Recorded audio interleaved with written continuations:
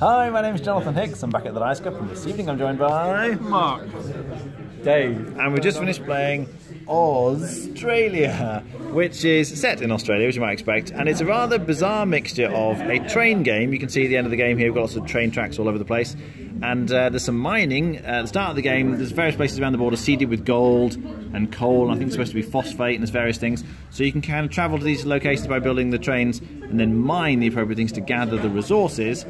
But also it includes Cthulhu and zombies and things, and they keep sort of sprouting up around the map and blighting farms. So you're doing quite a bit of farming. You can see you're planting or sort of building various different types of farms. There's a sheep farm over here, but the farms can get blighted. So this was a sheep farm, but as a monster wandered over it, it got blighted. In terms of how you play the game though, you are taking actions. So you've got a player board here and a whole pile of different cubes, and there's lots of different kinds of actions that you can potentially take. So for instance, you can build railway track, or you can do some mining, or you can build military units. There's various different kinds of military units, so you kind of get infantry, and each of them have a certain amount of health.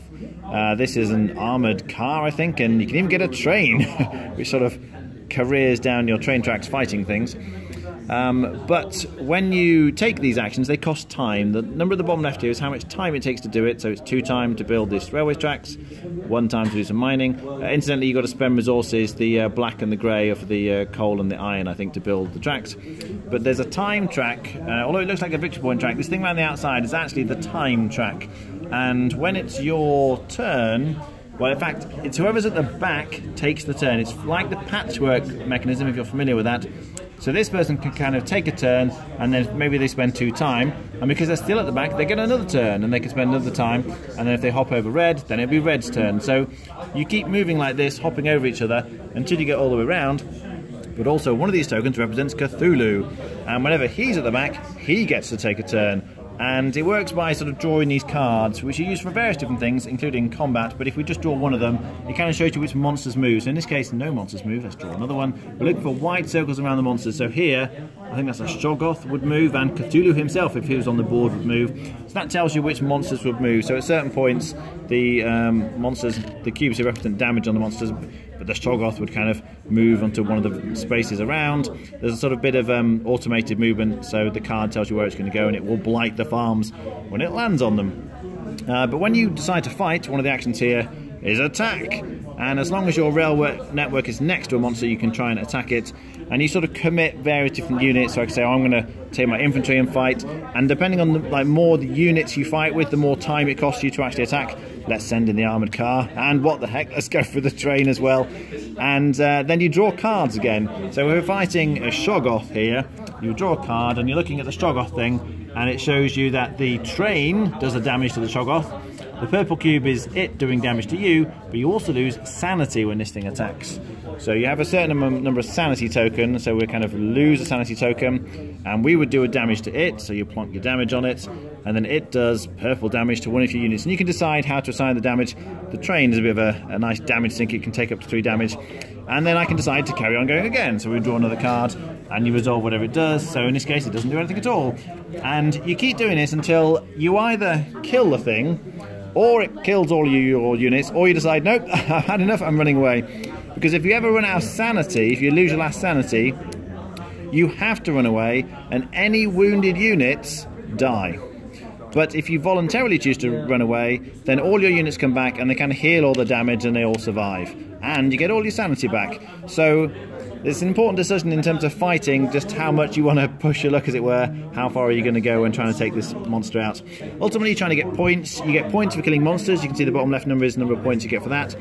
You get points for farms that haven't been blighted. I think it's 2 points for every farm. Certain kinds of resources, like the phosphate, will give you points. And Dave, was there another way you're getting points? Cards. Oh, that's right. There are some cards.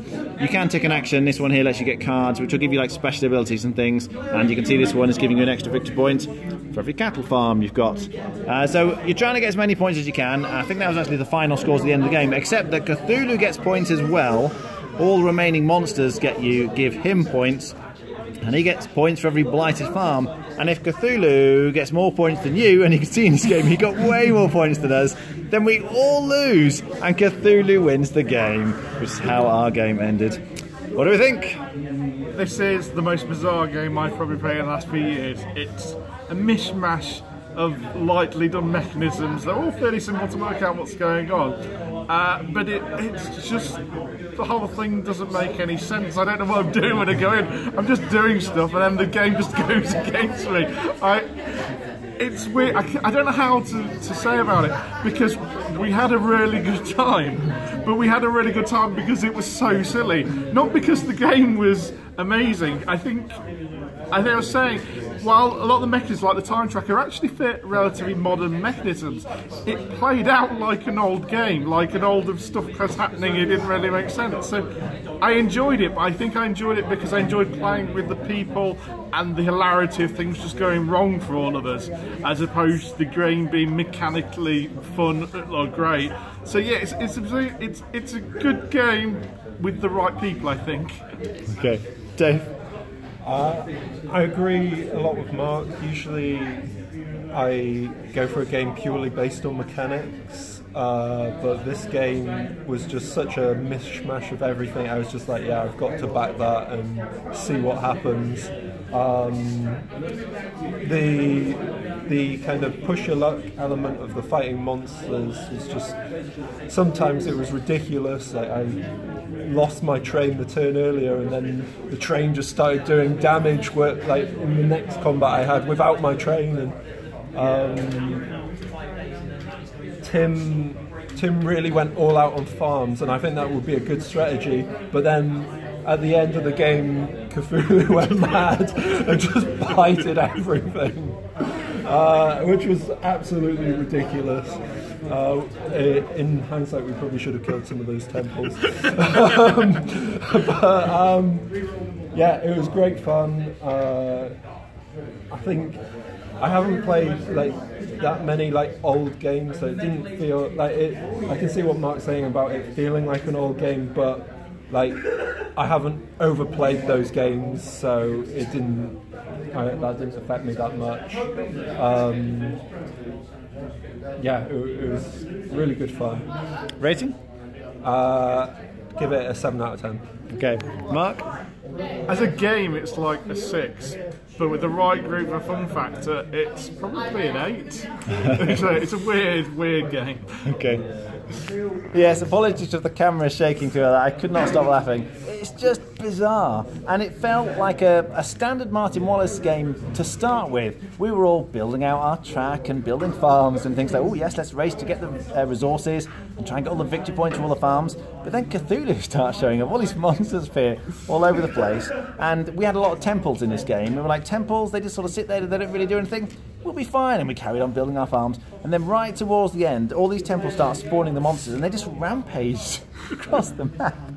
Poor Tim, our fourth player, who had tons of farms and was going to score loads of points.